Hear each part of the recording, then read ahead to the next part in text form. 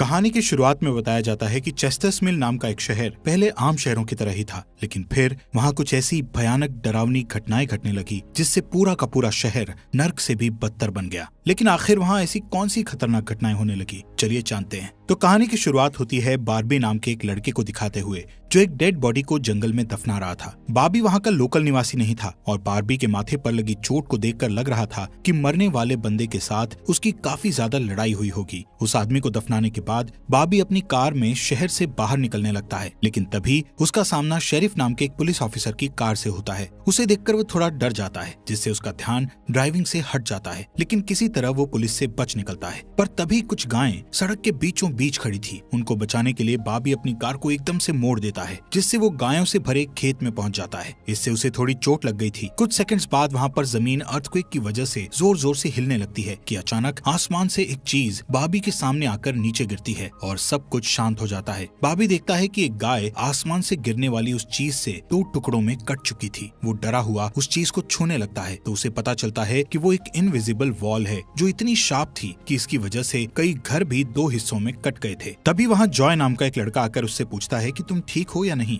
वो भी उस इनविजिबल दीवार को देखकर शॉक्ड रह जाता है। दूसरी तरफ शेरिफ और लिंडा को खबर मिलती है कि उस पूरे टाउन की पावर सप्लाई कट गई है, फोन लाइंस बंद हो गई हैं और इंटरनेट भी काम नहीं कर रहा है। यहाँ तक कि सारे सैटेलाइट कनेक्शंस भी काम करना बंद कर गए थे। तभी शहर के ऊपर से उड़ रहा एक प्लेन उस इनविजिबल वॉल से टकराकर क्रैश हो जाता है, जिसे देखकर लोग और भी ज्यादा घबरा गए थे और ये बात कंफर्म हो जाती है कि ये सिर्फ एक इनविजिबल दीवार नहीं बल्कि एक राउंड शेप डोम यानी गुम्बद है जिसने आधे शहर को कवर कर लिया है। वहीं दूसरी साइड हम एक रेडियो स्टेशन पर फिल और उसकी असिस्टेंट डोडी को देखते हैं जो सिग्नल लाने की कोशिश कर रहे थे। वो दोनों थोड़ा कंफ्यूज थे कि अचानक सिग्नल क्यों चला गया। यहाँ पर फिल को लगता है कि ये अच्छा मौका है उनकी रेडियो रेटिंग्स को हाई करने का, इसलिए वो दोनों सिग्नल को ठीक करने में लग जाते हैं। वहीं एक फायर ट्रक डोम की दूसरी तरफ से आ रहा था, जिसे देख बार्बी ट्रक वाले को इस इनविजिबल वॉल की तरफ इशारा करता हुआ उसे रुकवाकर क्रैश होने से बचा लेता है। थोड़ी देर बाद वहाँ इन्वेस्टिगेशन करने के लिए कुछ पुलिस वाले आते हैं, पर इस इनविजिबल डोम को समझना उनके बस की बात नहीं थी। उसी समय वहाँ पर एक शहर का काउंसिलमैन जिसका नाम बिग जिम था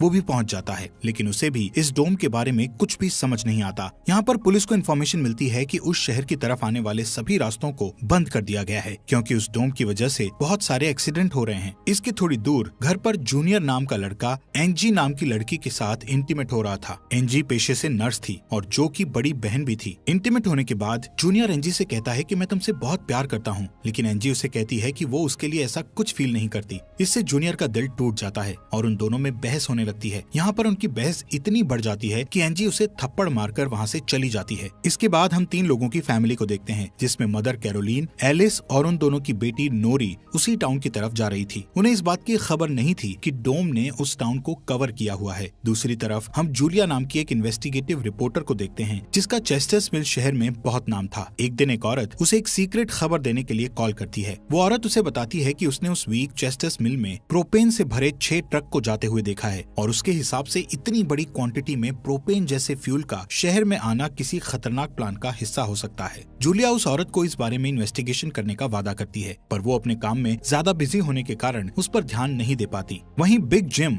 रेडियो स्टेशन जाकर इमरजेंसी की अनाउंसमेंट करता है। कैरोलीन जो एलिस और नॉरी के साथ शहर में आ रही थी ये अनाउंसमेंट सुन लेती है, पर उन्हें लगता है कि ये किसी तरह का एडवर्टीजमेंट है, इसलिए वो इस अनाउंसमेंट पर ध्यान नहीं देती और उनकी कार डोम से टकराते टकराते बचती है क्योंकि उससे पहले दूसरी तरफ से आ रहा एक ट्रक डोम से टकराकर क्रैश हो जाता है, जिसे देखकर वो तुरंत अपनी कार की ब्रेक लगा देती है। इतने बड़े इंसिडेंट को देखकर नॉरी के दौरे पड़ने लगते हैं, जिससे वो बेहोश हो जाती है, लेकिन बेहोश होने से पहले वो किसी पिंक स्टार के बारे में कहती है। अब यहाँ से नॉरी को जल्दी से हॉस्पिटल में ले जाया जाता है, जो कि टाउन में होने वाली घटनाओं से घायल हुए लोगों से भरा पड़ा था। वहीं जूलिया और बार्बी घायल हुए लोगों को हॉस्पिटल ला रहे थे। इसी हॉस्पिटल में जूलिया का हस्बैंड भी डॉक्टर था। वो उससे मिलने जाती है, लेकिन उस वक्त उसका हस्बैंड हॉस्पिटल में नहीं था। हॉस्पिटल में जूलिया को पता चलता है कि उसका हस्बैंड संडे को कभी काम नहीं करता था, पर वो जूलिया को हमेशा झूठ बोलता आ रहा था। हॉस्पिटल के बाहर हम बार्बी और एंजी को मिलते हुए देखते हैं। दोनों को साथ देखकर जूनियर के अंदर एक अलग सी जलन पैदा होती है। वहीं अब टाउन के बॉर्डर्स को सैनिकों द्वारा सील कर दिया जाता है।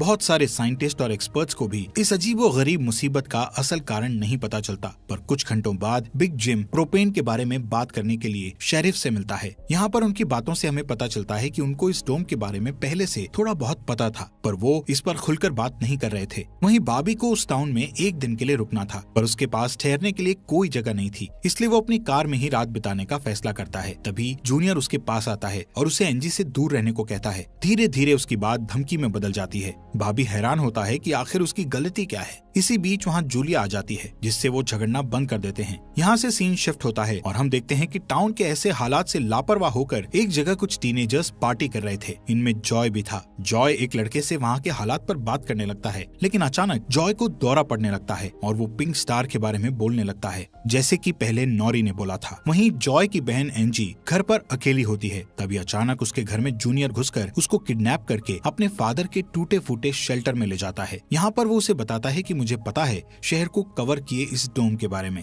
यहाँ पर एंजी को उससे ये भी पता चलता है कि बिग जिम ही जूनियर का फादर है। जूनियर एंजी को ये भी बताता है कि उसके फादर अपनी फैमिली की सुरक्षा को लेकर हमेशा चिंतित रहते थे, इसलिए उन्होंने फैमिली के लिए ये शेल्टर बनाया था। वहीं दूसरी साइड जूलिया बॉबी को अपने घर में ठहरने के लिए लाती है। तभी अचानक बॉबी की नजर उसके हस्बैंड की फोटो पर पड़ती है और उसे रियलाइज होता है कि ये वही आदमी है जिसे उसने सुबह मारा था। दूसरी तरफ लिंडा और शेरिफ सभी व्हीकल्स पर नजर रख रहे थे ताकि कोई भी गलती से इस डोम से न टकरा जाए। तभी अचानक शेरिफ को अटैक आ जाता है और वो वहीं पर मर जाता है। अब यहाँ से हमें सुबह की घटना फ्लैशबैक में दिखाई जाती है, जहाँ बॉबी टाउन में जूलिया के हस्बैंड जो डॉक्टर थे उनसे मिलने आया था। वो उनसे कुछ पेमेंट की बात करता है, पर डॉक्टर उसे पेमेंट देने से इनकार कर देता है, जिस वजह से उन दोनों में झगड़ा हो जाता है और एक्सीडेंटली बॉबी उसे गोली मार देता है। बॉबी जानता था कि भले ही उसने उसे गलती से मारा है, पर उसे इसकी सजा मिलेगी और इससे बचने के लिए उसने उसकी बॉडी को जंगल में दफना दिया। वहीं प्रेजेंट में सुबह उठकर बार्बी देखता है कि उसके गले की चेन गायब है, तो वो जूलिया से इसके बारे में पूछता है। जूलिया उससे कहती है कि वो उसकी चेन को ढूंढकर उसे दे देगी, पर तभी बॉबी को याद आता है कि वो चेन उस केबिन में ही गिर गया था जहाँ उसने उसके पति को मारा था। उधर जॉय अपने फ्रेंड बेन के साथ था, जिसने पिछली रात सीजर के वक्त उसकी मदद की थी। बेन जॉय से पिंक स्टार के बारे में पूछता है, जो उसने रात को दौरा पड़ते वक्त कहा था, लेकिन जॉय को उसके बारे में कुछ भी याद नहीं आ रहा था। वहीं रेडियो स्टेशन में डोडी एक स्पेशल डिवाइस की मदद से डोम के बाहर वाले लोगों से कांटेक्ट करने में सक्सेसफुल हो जाती है। वो सोल्जर्स को आपस में बात करते हुए सुन सकती थी, पर वो उनसे कुछ नहीं कहती। वहाँ सोल्जर्स भी कंफ्यूज थे कि आखिर ये इनविजिबल वॉल क्या है। दूसरी तरफ बिग जिम रेस्टोरेंट में बैठा ब्रेकफास्ट कर रहा होता है कि लिंडा वहाँ आकर उसे शेरिफ के मरने की खबर सुनाती है, जिससे वो लोग तुरंत बंकर में डेड बॉडीज को दफनाने वाले के पास जाते हैं, जिसका नाम लेस्टर था। उधर एंजी शेल्टर में किसी को मदद के लिए बुलाने की पूरी कोशिश करती है, पर वो कामयाब नहीं होती।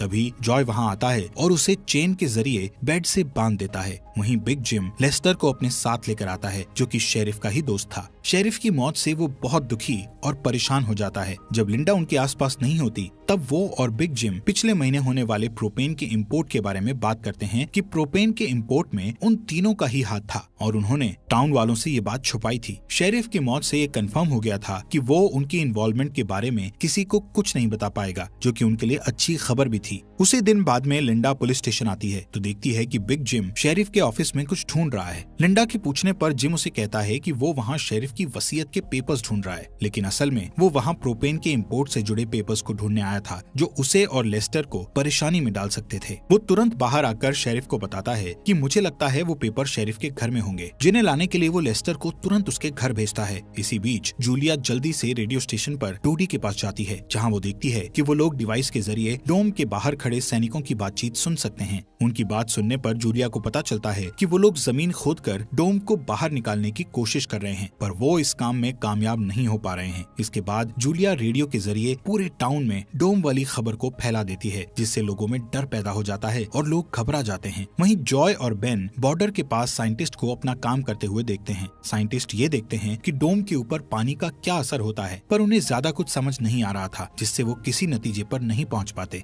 वहीं जॉय देखता है कि ये डोम एक छलनी की तरह है। वो बेन से बताता है कि इस डोम में से बिल्कुल मामूली सा पानी आर पार जा सकता है। दूसरी ओर बार्बी अपनी चेन ढूंढने जूलिया के हस्बैंड डॉक्टर के केबिन में जाता है। वहाँ उसे उसका चेन मिल जाता है, पर तभी जूनियर वहाँ आकर उसे देख लेता है। जूनियर उससे पूछता है कि क्या तुम एंजी के साथ सोए थे। यहाँ पर बार्बी को लगता है कि शायद उसने उसे चेन ढूंढते हुए देख लिया है और इसीलिए वो जूनियर को ऐसे ही वहाँ से जाने नहीं दे सकता था, इसलिए वो जूनियर को बहुत बुरी तरह से पीटने लगता है। वहीं हम देखते हैं कि लेस्टर शेरिफ के घर पहुंचकर प्रोपेन इंपोर्ट के पेपर्स को ढूंढने लगता है। कुछ टाइम बाद उसे वो पेपर्स ड्रॉवर में मिल जाते हैं, तभी वो उन्हें जला देता है। जब वो वहाँ से जाने लगता है तो उसका पैर लगने से पेपर्स की आग घर के पर्दों पर लग जाती है, जिससे आग की लपटें पूरे घर में फैल जाती हैं और पूरा घर जलने लगता है, जिसे देखकर जल्दी ही बहुत सारे लोग जमा हो जाते हैं और आग बुझाने की कोशिश करते हैं, पर फायर ट्रक के बिना आग बुझाना नामुमकिन था। अगर वो लोग घर को जलने देते तो डोम के अंदर का टेम्परेचर बहुत बढ़ जाता, जिससे लोगों की जानें भी जा सकती थी। इसलिए सब मिलकर आग बुझाने में लग जाते हैं। बॉबी लोगों को आग बुझाने में लीड करता है। तभी लिंडा को घर के अंदर से लेस्टर की चीखने की आवाजें सुनाई देती है। वो अंदर जाकर उसे घसीटकर बाहर निकाल लाती है और इलाज के लिए डॉक्टर के पास भेज देती है। यहाँ पर लोगों को आग बुझाने में 1 घंटे के बाद भी कामयाबी नहीं मिलती, उल्टा आग और भड़क जाती है। आखिर में जिम लोडर लेकर आता है और घर को गिरा देता है। तब कहीं जाकर आग शांत होती है। इसके बाद सारे थके हुए लोग इकट्ठा होते हैं। उनमें से पॉल नाम का एक पुलिस वाला फ्रस्ट्रेट होकर कहता है कि हम सभी लोग इस डोम से कभी भी बाहर नहीं निकल पाएंगे, क्योंकि ये डोम आग से जो धुआं निकला है उसे बाहर नहीं निकलने दे रहा। वो कहता है कि हम सभी इस डोम के अंदर ही मरने वाले हैं। इतना कहता हुआ वो हवा में गोली चला देता है, जो कि डोम से टकराकर एक दूसरे पुलिस वाले को लग जाती है और वो तुरंत मर जाता है। यहाँ पर पॉल को अरेस्ट कर लिया जाता है। अंधेरा होने पर जॉय और उसके दोस्त स्केटिंग के लिए जाते हैं। तभी वहाँ पर नोरी जॉय के पास आकर उसे कहती है कि उसे अपना फोन चार्ज करना है। जॉय उसे अपने घर ले जाता है, क्योंकि उसके घर में जनरेटर था, जो कि उस टाउन के गिने चुने घरों में ही था। उधर लिंडा पॉल को जेल लेकर आती है। वहाँ कुछ लोग पुलिस स्टेशन के बाहर प्रोटेस्ट कर रहे थे। असल में वो लोग पुलिस के घटिया सिस्टम का विरोध कर रहे थे। जिम उन सबको ये कहकर शांत करता है कि जरूरत पड़ने पर उन सबकी मदद की जाएगी। लॉकअप में बंद होने के बाद पॉल को हार्ट अटैक आ जाता है, जिससे लिंडा उसकी मदद के लिए दौड़कर अंदर जाती है, लेकिन तभी उसे पता चलता है कि पॉल सिर्फ अटैक आने की एक्टिंग कर रहा था। इसी मौके का फायदा उठाकर पॉल उसे धकेलकर उसे लॉकअप में बंद करके वहाँ से भाग जाता है। इधर बंकर में जूनियर फिर से एनजी के पास जाता है। एनजी समझ चुकी थी कि अगर उसे यहाँ से निकलना है तो उसे जूनियर को झूठे जाल में फंसाना पड़ेगा, इसीलिए वो उससे अपने बचपन की यादें साझा करती है, जब वो दोनों एक बंद टनल में जाया करते थे, और कहती है कि हो सकता है डोम का टनल पर कोई असर नहीं हुआ हो, तो वो लोग बाहर जा सकते हैं। यहाँ पर एनजी सोचती है कि अब वो उसके प्यार के जाल में फंस गया है तो शायद वो उसे छोड़ दे, लेकिन ऐसा कुछ नहीं होता। जूनियर अकेले ही उस टनल में जाने का प्लान बनाता है। वहीं जिम जब पुलिस स्टेशन में आता है तो पॉल की जगह लिंडा को लॉकअप में बंद देखता है। वो तुरंत उसे लॉकअप से बाहर निकालता है। उन्हें पता चलता है कि पॉल अपने साथ एक राइफल और कुछ गोलियां लेकर गया है। लिंडा तुरंत उसकी तलाश में जंगल की ओर निकल जाती है, क्योंकि उसे पता था कि पॉल अक्सर शिकार करने जंगल की तरफ जाया करता था। वहीं जिम पॉल को पकड़ने के लिए एक टीम तैयार करता है। उधर रेस्टोरेंट में बैठी कैरोलीन को नॉरी की फिक्र हो रही थी, क्योंकि वो पिछली रात अपनी दोनों मदर्स को बिना बताए जॉय के घर रुक गई थी। वहीं जिम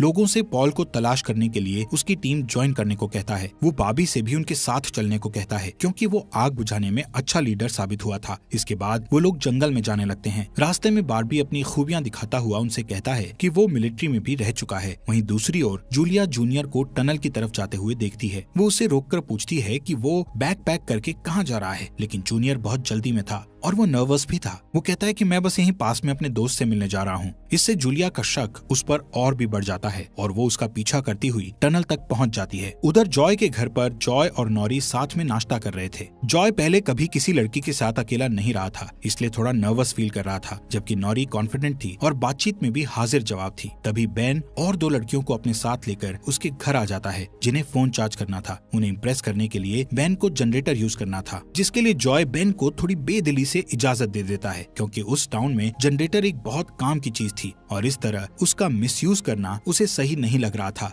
उधर जंगल में हम देखते हैं कि सर्च टीम पॉल को ढूंढ लेती है, पर उसी टाइम पॉल एक लड़के की टांग में गोली मार देता है। दूसरा लड़का भी उसे संभालने के लिए वहीं रुक जाता है, जबकि जिम और बार्बी पॉल के पीछे भागते हैं। दूसरी तरफ जूनियर टनल के आखिरी सिरे पर पहुंच जाता है, जहां पहुंचकर उसे पता चलता है कि डोम ने टनल को भी कवर किया हुआ है। वो दीवार के बिल्कुल करीब पहुंच जाते हैं, जिससे उसकी टॉर्च जलने लगती है। तभी जूलिया वहां आकर उसे वार्न करती है। जूलिया को देखकर जूनियर को बहुत गुस्सा आता है, क्योंकि वो उसका पीछा कर रही थी। इस बात से जूनियर पागलों की तरह उस इनविजिबल वॉल को मुक्के मारने लगता है, जिससे जूलिया उसे रोकती है। फिर दोनों बैठकर बात करने लगते हैं। जूलिया उसे बताती है कि अपने पास्ट में की गई एक गलती की वजह से वो जर्नलिस्ट की इस बेकार सी जॉब में फंस गई है। उधर जॉय का घर लोगों से भर जाता है, जो अपनी अपनी जरूरत के लिए उसके जनरेटर को यूज करने के लिए आए थे। एक बदमाश लड़का लोगों से जनरेटर यूज करने के बदले में पैसे वसूलने करने की कोशिश करता है, जो कि उसका था ही नहीं, लेकिन उसके खिलाफ बोलने की किसी में हिम्मत नहीं थी। ये देखकर नॉरी सब कुछ हैंडल करने के लिए आगे बढ़ती है, पर मामला और भी ज्यादा गर्म हो जाता है। लेकिन इससे पहले कि कुछ गलत होता तभी लाइट ही चली जाती है। नॉरी इस बात से बहुत खुश होती है कि जॉय ने उस बहस में उसका साथ दिया। वहीं जंगल में बॉबी और जिम पॉल तक पहुंच जाते हैं, पर पॉल ने अपनी राइफल निकाल रखी थी, जिससे वो जिम को मारने ही वाला था कि तभी पीछे से लिंडा आकर उसे शूट कर देती है। दूसरी साइड कैरोलीन जॉय के घर जाकर अपनी बेटी नोरी से मिलती है। वो नोरी से कहती है कि उसे थोड़ा जिम्मेदार बनना चाहिए। उसकी डांट सुनकर जॉय और नोरी एक दूसरे का हाथ पकड़ लेते हैं, जिससे एक स्ट्रेंज स्पार्क पैदा होता है और उसी वक्त दोनों को दौरे पड़ने लगते हैं। वो दोनों एक साथ किसी पिंक स्टार के बारे में बात कर रहे थे। उधर जूनियर शेल्टर में एनजी के पास जाता है, लेकिन इस बार उसके हाथ में फर्स्ट एड किट थी। एनजी उसके जख्मों पर मरहम पट्टी करती है और चुपके से सीजर अपने पास रख लेती है। वहीं हम देखते हैं कि जूलिया और बार्बी दिन भर की थकान के बाद वापस घर लौटते हैं, लेकिन जूलिया जूनियर की बातें सुनने के बाद से ही बार्बी पर शक करने लगी थी और जब बार्बी नहाने जाता है तो जूलिया उसका सामान चेक करने लगती है। दोस्तों, हमारे फॉक्स एक्सप्लेनर हिंदी चैनल को सब्सक्राइब करना मत भूलना। और आपको ये अंडर द डोम सीरीज यहाँ तक कैसी लगी, इस सीरीज के नेक्स्ट एपिसोड लाएं या नहीं, कमेंट बॉक्स में हमें जरूर बताएं।